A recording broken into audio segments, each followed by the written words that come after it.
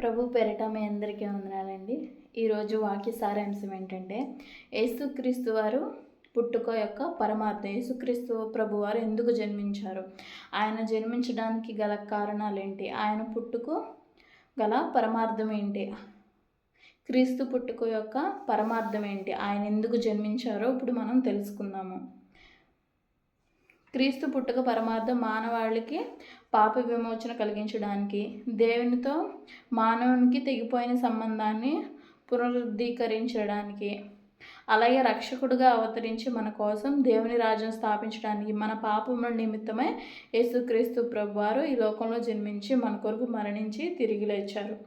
అయితే ఆయన మన కొరకు ఎందుకు జన్మించారు, ఆయన పుట్టుక యొక్క పరమార్థం ఏంటి ఇప్పుడు తెలుసుకుందాము. రోమపత్రిక 6వ అధ్యాయం 23వ వచనం. ఏలియనగా పాపం వలన వచ్చే జీతము మరణము, అయితే దేవుని కృపావరము మన ప్రభువైన యేసుక్రీస్తునందు నిత్య జీవము. ఏలియనగా పాపం వల్ల వచ్చే జీతము మరణము. పాపం అంటే ఏంటండి? ఆజ్ఞ అతిక్రమమే పాపమని బైబిల్ గ్రంథం సెలవిస్తూ ఉంది. ఎవరైతే పాపం చేయుచున్నారో, పాపంలో మునిగిపోయి దేవునికి దూరమైన వారు ఎవరైతే ఉన్నారో వారికి నిత్య జీవమును ఇవ్వడానికే యేసుక్రీస్తు ప్రభువారు ఈ లోకానికి వచ్చారు. అయితే దేవుని యొక్క గొప్ప కృపావరం ద్వారా మనం నిత్య జీవం, యేసుక్రీస్తు ప్రభునందు నిత్య జీవం పొందడానికే ఆయన ఈ లోకానికి వచ్చారు. నేనే మార్గమును సత్యమును జీవమును, నా ద్వారాను తప్ప తండ్రి యొద్దకు ఎవరును రాలేరని తండ్రి అయిన దేవుడు మనకు సెలవిచ్చారు. కాబట్టి ఆయన ద్వారానే, ఆయనే సత్యము జీవము మార్గమై ఉన్నారు. ఆ మార్గం అనుసరిస్తూ, సత్యాన్ని అనుసరిస్తూ మనం నడుచుకున్నట్లయితే మనము దేవుని యొక్క రాజ్యానికి వారసులం అవుతాము. ఇక్కడ పాపం వల్ల వచ్చే జీతము మరణము. అలాంటి మరణాన్ని దేవుడు తప్పించడానికి, శారీరక మరణం వేరండి, ఆత్మ మరణం వేరు. మన శరీరం చనిపోయిన తర్వాత మన ఆత్మకి తీర్పు ఉంటుంది. అయితే ఆ ఆత్మ చనిపోకుండా దేవుని రాజ్యంలో యుగయుగాలు దేవునితో మనము ఉండటానికి దేవుడు ఈ లోకానికి వచ్చి మన కొరకు మరణించి మన పాపానికి విమోచన కలగజేశారు. అందుకే మానవులు వారి పాపం నుండి విడిపించడానికి క్రీస్తు జన్మించారు. ఆయన మరణం పునరుద్ధానం ద్వారానే మనం విమోచన కలుగుతుంది. అయితే ఆయన మన కొరకు ఈ లోకంలో ఒక దరిద్రుడిగా, అసలు ఏమీ లేని వ్యక్తిగా ఈ లోకంలో మన కొరకు జన్మించారు. ఆయన చాలా ఐశ్వర్యవంతుడు, గొప్పవంతుడు, ఆయన గొప్ప దేవుడు. ఆయన మన కొరకు ఈ లోకంలో దరిద్రుడిగా ఆయన జన్మించారు. 2వ కొరింథీయులకు రాసిన పత్రిక 8వ అధ్యాయం 9వ వచనం. మీరు మన ప్రభువైన యేసుక్రీస్తు కృపను ఎరుగుదురు కదా, ఆయన ధనవంతుడై ఉండియు మీరు తన దారిద్ర్యము వలన ధనవంతులు కావాలని మీ నిమిత్తము దరిద్రుడాయను. చూడండి ఎంత దీన మనసో. ఆయన జన్మించినప్పుడు కనీసం స్థలమైన ఉందండి. పశువుల తొట్టిలో ఆయన జన్మించినట్లు లేఖనములు మనకు తెలియజేస్తూ ఉన్నాయి. ఆయన ధనవంతుడై ఉండి మీరు తన దారిద్ర్యం వలన ధనవంతులు కావాలని దేవుడు మన కొరకు ఈ లోకానికి దీనుడిగా జన్మించారు. ఆయన జన్మించేటప్పుడు అసలు మరియమ్మ గారికి, యేసోపు గారికి అసలు ఎవరు సత్రం ఇవ్వడానికి కూడా ముందుకు రాలేదన్నమాట. అప్పుడు ఆ కాలంలో ఎవరు ముందుకు రాలేదు. నిండు చూలాలు వేసుకొని ఆమె దీన స్థితిలో యేసుప్రభు గారికి జన్మనిచ్చింది. ఆయన ధనవంతుడు అయ్యుండి, ఈ లోకమంతా ఆయనదే కదండి. సూర్య చంద్రుడు, నక్షత్రాలు, ఆకాశము, భూమి, పంచభూతాలు, మానవుణ్ణి ప్రతి ఒక్కటి సృష్టించింది దేవుడే. ఆ దేవునికే ఈ లోకంలో చోటు లేదు. ఆయన మన కొరకు దీనుడిగా జన్మించారు. ఆయన మన కొరకు పాపముల నిమిత్తమై మన పాప విమోచన కొరకు ఆయన ఈ లోకంలో జన్మించారు. అలాగే ఆయన మన కొరకు మనం ధనవంతులు కావాలని ఆయన దరిద్రుడిగా ఈ లోకంలో జన్మించినట్లు మనం చూడగలుగుతున్నాము. దేవుని ప్రేమకు సాక్ష్యం ఏంటంటే యోహాను సువార్త 3వ అధ్యాయం 16వ వచనం. దేవుడు లోకమును ఎంతో ప్రేమించెను కాగా ఆయన తన అద్వితీయ కుమారుని పుట్టిన వానియందు విశ్వాసముంచు ప్రతివాడును నశింపక నిత్య జీవం పొందినట్లు ఆయనను అనుగ్రహించును. చూసారండి, దేవుడు ఏం చెప్తున్నాడు? దేవుడు ఈ లోకాన్ని ఎంతగానో ప్రేమించాడు, తన ప్రజల్ని ఎంతగానో ప్రేమించాడు. అయితే వారి పాపము నుండి వారిని విడిపించడానికి, వారికి రక్షణ కలుగజేయడానికి, ఈ పాపానికి శిక్ష ఆయన భరించి ఆయన శరీరం ఎన్నో దెబ్బలు తిని, ఎన్నో కొరడాలు, ఎన్నో నిందలు, అవమానాలు భరించి ఆయన మన కొరకు ప్రాణం పెట్టారు. ఆ ప్రాణం, ఆ చిందించిన రక్తం ద్వారా మనకు విమోచన కలుగుతుంది.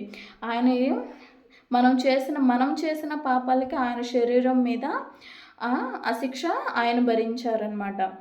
చూసారండి దేవునికి మన పట్ల ఎంత ప్రేమమూర్తో ఆయన. మనము దేవుని ప్రేమించామని కాదు, కానీ దేవుడే మనల్ని ప్రేమించి తన స్వరక్తం ఇచ్చి మనల్ని కొనుక్కున్నారు. ఇప్పుడు మనం ఎలా జీవించాలి? దేవుడు తన సొంత రక్తం ఇచ్చి మనల్ని కొనుక్కున్నప్పుడు మనం దేవునికి ప్రీతికరంగా ఆయన ఎందుకు జన్మించారో మనం తెలుసుకోవాలి. మన పుట్టుక పరమార్థము, దేవుని పుట్టుక పరమార్థం ఏంటో మనం తెలుసుకోవాలి. ఇప్పుడు నీవు నేను ఎందుకు జన్మించాము నా ఎవరైనా మనం ప్రశ్న వేశారనుకోండి, నీవెందుకు పుట్టావు అని ఎవరైనా ప్రశ్న వేస్తే మనం ఏం చెప్తాము? మనం వాళ్ళ కోసం పుట్టాము, వీళ్ళ కోసం పుట్టాము, లేకపోతే నా భర్త కోసం, నా భార్య కోసం పుట్టాము, అట్లా ప్రేమ గురించి ఏదో ఒకటి చెప్తూ ఉంటారు. కానీ దేవుడు ఎందుకు పుట్టాడు అనే ప్రశ్న వేస్తున్నట్లయితే, దేవుడు ఎందుకు పుట్టాడంటే నీ కోసము, నా కోసము, నశించుని పోతున్న వారి కోసము దేవుడు జన్మించాడు.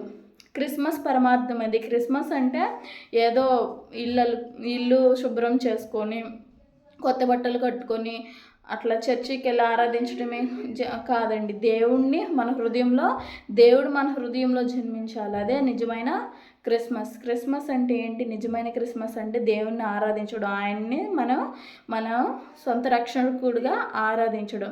ఇంటికి రంగులు వేసి కొత్త బట్టలు కొనుక్కొని ఇల్లు శుభ్రం చేసుకున్నంత మాత్రం క్రిస్మస్ కాదండి. నిజమైన క్రిస్మస్ ఏంటంటే క్రీస్తును మన సొంత రక్షకుడిగా అంగీకరించడం, మన పాపల నిమిత్తమే ఆయన ఈ లోకానికి వచ్చారని నమ్మడం. అదే నిజమైన క్రిస్మస్. అయితే యేసుక్రీస్తు ప్రభువారు ఎవరి కోసం జన్మించారు? లూకాసు వార్త 2:11 దావీదు పట్టణమందు నేడు రక్షకుడు మీ కొరకు పుట్టి ఉన్నాడు, ఈయన ప్రభువైన క్రీస్తు. మీ కొరకు అన్న దగ్గర మన అని పెట్టుకుంటే, దావీదు పట్టణమందు నేడు రక్షకుడు మన కొరకు పుట్టి ఉన్నాడు, ఈయన ప్రభువైన క్రీస్తు. ఈ వాక్యాన్ని ప్రతి ఒక్క పదాన్ని మనకు ఆపాదించుకున్నట్లయితే, మీ దగ్గర మన పెట్టుకుంటే యేసు ప్రభు వారు ఎందుకు జన్మించారో మనకు అర్థమవుతుంది. మా నాన్న దగ్గర నాన్న పెట్టుకుంటే నా కొరకు పుట్టి ఉన్నాడు, ఈయన ప్రభువైన క్రీస్తు. నా కొరకు యేసుక్రీస్తు ప్రభు వారు ఎందుకు పుట్టారండి? నీ కోసము, నా కోసము, నా కోసము, మన కోసము, మనందరి కోసము ఆయన జన్మించారు. ఈ వర్తమానాన్ని మొదట ఎవరు తెలియజేశారండి? యేసుక్రీస్తు ప్రభు వారు బెత్లెహేములో జన్మించారని,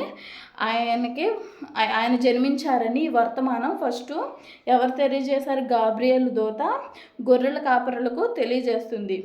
దావీదు పట్టణమందు నేడు రక్షకుడు మీ కొరకు పుట్టి ఉన్నాడని గొర్రెల కాపరులకు గాబ్రియేలు దూత ఫస్ట్ ఈ వర్తమానాన్ని తెలియజేస్తుంది. తర్వాత ఆ వర్తమానం విన్న గొర్రె కాపరులు కూడా వాళ్ళందరూ ప్రచురం చేశారనమాట.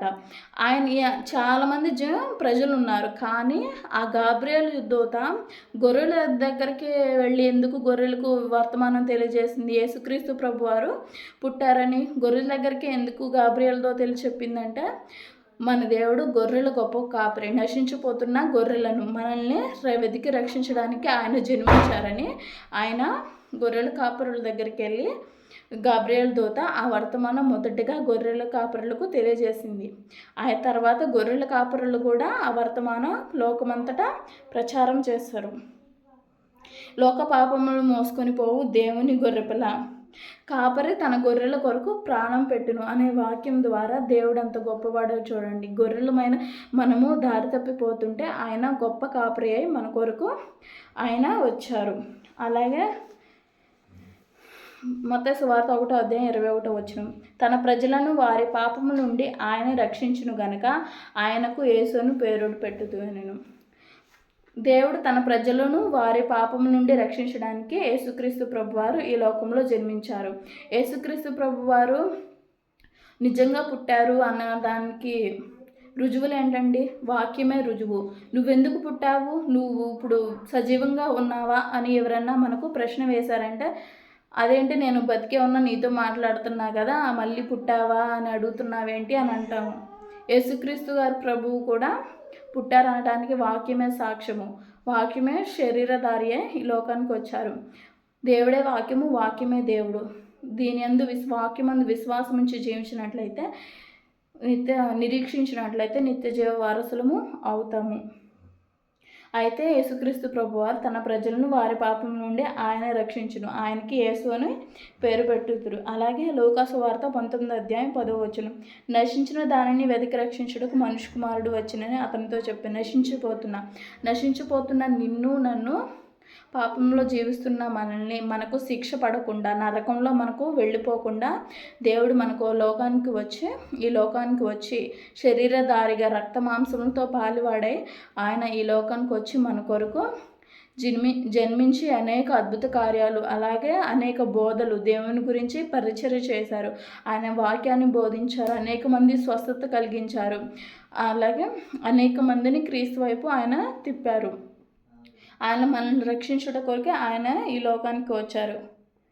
అయితే ఎవరి ద్వారా రక్షణ కలుగుతుంది? యేసుక్రీస్తు ప్రభు ద్వారానే మనకు రక్షణ కలుగుతుంది. మన పాపాలకి రక్షణ యేసుక్రీస్తు ప్రభు ద్వారానే కలుగుతుంది. అపోస్తుల కార్యముల గ్రంథము 4:12 మరి ఎవరి వలనను రక్షణ కలగదు, ఈ నామముననే మనకు రక్షణ పొందవలనని కానీ ఆకాశము క్రింద మనుషులలో ఇయ్యబడిన మరి ఏ నామము రక్షణ పొందలేము అనెను.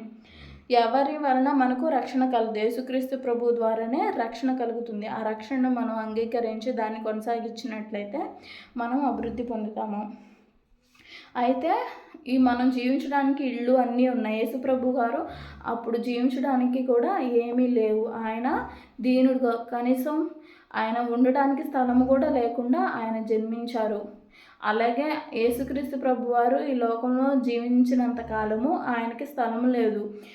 మత్తయి సువార్త 8:20 అందుకేసు నక్కలకు, బొరియలకు, ఆకాశ పక్షులకు నివాసములు కలవు కానీ మనుష్య కుమారునికి తలవార్చుకొనుటకైనను స్థలం లేదని అతనితో చెప్పాను. ఆయన మాట సెలవీగా ఒక్క రోజులోనే భూమి అందులో సృష్టించాడు కండి. 6 దినములలో మనకి సృష్టి మొత్తం దేవుడి మాట ద్వారా నిర్మితమైంది. ఒక మానవుడు మాత్రమే దేవుని చేతి ద్వారా నిర్మించబడ్డాడు. ఆయన మాట ద్వారా నిర్మింపబడిన ఈ ఆకాశము, భూమి అయినా కానీ ఆయన తలవార్చుకోవడానికి స్థలం కూడా లేదు. అంత దీనుడిగా మన కొరకు ఈ లోకానికి వచ్చారు. ఎవరు చేశారండి ఇలాంటి త్యాగము? ఎవరు చేశారు మనకు ఇలాంటి ప్రాణత్యాగం? ఎవరు చేశారండి? ఎవరు చేయలేదు. ఇన్ని కొరడా దెబ్బలు ఎవరు తింటారండి? దేవుడు తప్ప. మన కొరకు ఎవరు చేశారు ఇంత త్యాగం? ఎవరు చేయలేదు. మన తండ్రి అయిన దేవుడు మన కొరకు ఈ లోకానికి వచ్చి మన కొరకు మరణించి మనకు రక్షణ దయచేశారు. మనం చేసిన పాపాలకి ఆయన ప్రాయశ్చిత్తంగా తన శరీరాన్ని, తన రక్తాన్ని మన కొరకు చిందించి మన కొరకు రక్షణ కలగజేస్తారు. నశించిపోతున్న మనల్ని రక్షించడానికి, అలాగే మన పాపముల నుండి మనల్ని విడిపించడానికి, మనకు రక్షణ కలగజేయడానికి ఆయన జన్మించారు. ఇదేనండి క్రిస్మస్ యొక్క నిజమైన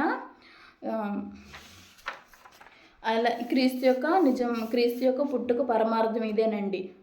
నిజమైన క్రిస్మస్ ఏంటంటే క్రీస్తును మన సొంత రక్షకుడుగా ఆయన అంగీకరించడం, ఆయన్నే మన హృదయంలో చేర్చుకొని మనం ఆయన్ని రక్షకుడుగా అంగీకరించినట్లయితే నిజమైన క్రిస్మస్ ఆనందాన్ని మనం పొందుకోగలుగుతాము.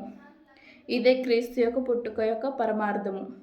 ఈ చిన్న వాక్యం దేవుడు మీ హృదయంలో ఫలింపజేయను గాక.